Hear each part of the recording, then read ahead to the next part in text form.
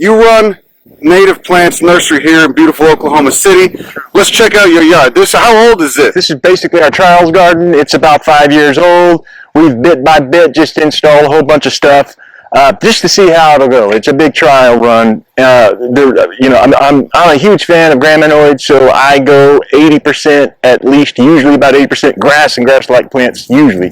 But and as you can see, I've got the big grasses over here, Panicum virgatum. This is the cultivar Dallas Blues with some the seed heads. You can see from this way that just the color contrast alone is unstoppable with that verbicina in the background rising above. This is repurposed footpath, a bunch of old sidewalk concrete that we've collected over the years. Look, he's got the Phyllonata flora taken over right there. Excellent ground cover, Verbena family, Verbenaceae, but puts up little white flowers. Roots into the ground as it goes, but can also be mowed. Then over here he's got a Eupatorium. Look at that, wonderful. Pollinators love that. Here we got a Rhingium yuccifolium. It's a carrot. Remember the carrot family Apiaceae, it looks like a yucca.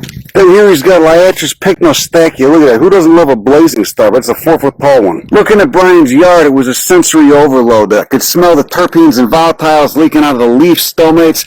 I could hear all the cool insects hanging out in the brush, but I still had to go ahead and ask him if he ever got stupid comments from people passing by who didn't like it, or if he had neighbors who called the city on him. This was his response. Here I don't. People have gotten used to it. They know what we're up to here. Yeah. And nothing but praise. People get it. Yeah. Totally. So I went over to take a leak in the corner yard, and I noticed that he had a huge colony of Helianthus maximiliani, a cool native perennial sunflower that comes back every year and gets pretty big. He also had Chalopsis linearis, the desert willow, over in the corner, being that we are so close to Texas. Then turning my attention back over to the front yard, I saw that he's got an Amorpha canescens, one of my favorite prairie plants, aka the lead plant, in the pea family Fabaceae. It gets chalky mint green foliage due to the fact that the leaves are covered in tiny hairs. Then it gets inflorescences with a bunch of tiny purple flowers on it. He sells them in the nursery, but because they got a big taproot, he has to put them in deep pots. Gotta grow these in tall. Yeah, we do. We've got these in 30-inch tall taproot pots right now. Quinium. Mm-hmm. What is that, a strawberry? It is. Native strawberry? Right? Yeah, wild strawberry. Holy shit. God, what a nice yard. This is so nice. Thank you. This has got to be such a nice place to work. Brian's yard was great. Not an inch of grass anywhere. He was Panicum virgatum. We got Verbicina and Coleoides. Really easy annual to grow. It's just covered in pollinators and cool butterflies. Then I got a nice money shot of Rhingium yuccifolium, rattlesnake master, one of the weirdest carrots. The genus Rhingium's got a lot of members in it. This is our native prairie one. You also get Rhingium leavenworthii further south in hotter areas of Texas, which is an annual. Because this is Panicum virgatum. Yeah, north wind. Are they all the same clone then, or what? It's a cultivar. It is, right. Yep. It's pretty cool. I mean, that's massive. It's massive. This is why prairie grasses are such beasts, because root to shoot ratio, as much shoots you have up top, you got just as much roots down below. That's just building so much soil. Yeah, and really in terms of being a good neighbor, I just staked it this morning because it was flopping over onto our good neighbors. But no big deal. It minds its business. Look at the contrast, though. I love this is Bouteroua gracilis. Yeah, with those eyelash inflorescences. It defines this line really, really nice. Yeah, man. There's so many beautiful grasses in this region. For sure. Southern plains. Big fan of the grass. Next door at the nursery, I got to see the lead plants that he's got potted up. They looked incredible. Remember, they got those big tap roots and fibrous root systems, so he's got them in big pots. These have been potted up. We did this in the spring this year. It was a trial because in the 1 gallon pot, they weren't moving around much. They'd reached the maximum density. Oh, yeah. But look at that. Oh my God! Right? That soil doesn't even come apart. That's a fucking beast of a root. It's outstanding. I love it.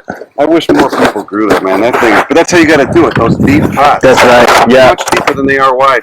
The biome around Oklahoma City consists of savannas, southern prairies, and cross timbers. And what I was looking at before me was a huge table full of all kinds of cool prairie grasses The type of shit you certainly can't get at places like Home Depot or Lowe's. I was ecstatic to find a place to source all the plant species that I use to recreate those places in nature that make me feel so chill and relaxed, and not so much like puking and dying, which is how I generally feel most of the time when I'm in modern human society. For Christ's sakes, this guy even grew Silphium terebinthinaceum, the beast of the prairie, one of my favorite plants from my native Chicago area prairies. They could live for a century or two and send roots down 30 feet into the soil. I had no idea what I was walking into when I came in here. I told you I wanted to buy some stuff.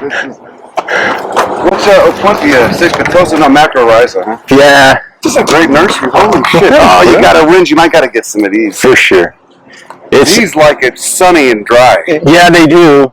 But, you know, and they can take quite a bit of shade. A lot of water. And they can, yeah. So it's a facultative wetland plant. We've been open as a retail site for just had our 2 year. We're going on 3. Over in the corner, they had a huge selection of cool native prairie grasses too, species I wasn't even aware of. This is a whole flat of Dutchman's pipe. This is a whole Aristolochia tomentosa. Host plant for one of the coolest butterflies. This black pipeline swallowtail. This is our first crop of it ever. So it behaved so well. I started another crop, and it's the end of the year, so it's a little bit stressed out, but it likes a little water. Wants some shade. Are so it's cool. Unbelievable, yeah. In the shady corner of the nursery, they had the Carex dungeon. You know, in case you got a shady spot, you don't know what to grow there, here's your answer. The genus Carex, and they have quite a few of them to pick from. Seed heads? Oh, no shit. It's unstoppable, right?